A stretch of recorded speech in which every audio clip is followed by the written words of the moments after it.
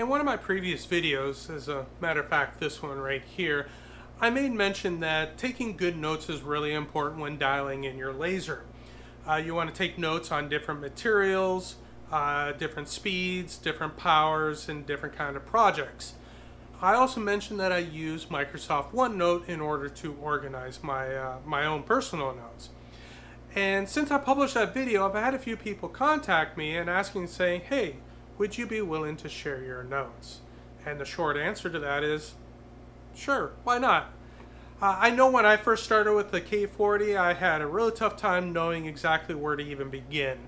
And having access to somebody else's notes would be super useful. So I'm going to go ahead and make those available to you. But I'm going to throw out a couple of disclaimers first. First of all, when I write my notes, they are written for me and in my shop in a way that makes sense to me. I'm going to try to be a little bit more clear about what I write in my notebook for all of you guys, but at the end of the day, they are my notes for my workshop.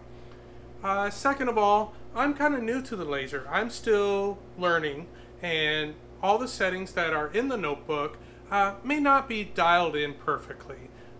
So take it with a little bit of a grain of salt, but at the very least, it should give you a jumping off point so you could experiment for what's going on in your shop and for your projects.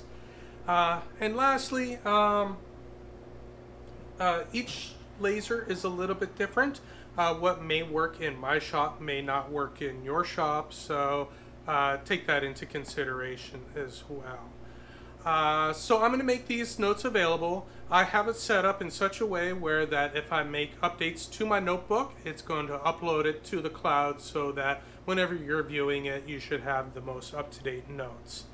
I'm going to put a link to my website in the description below. It's going to take you to a page that will give you instructions on how to get access to my notebook. I hope you guys find that useful. I know I would have really liked to have something like that when I first started out. So I'm hoping that this kind of flattens that learning curve a little bit for you. So enjoy the notes. I hope you find them useful. Thanks for watching, you guys. See you next time.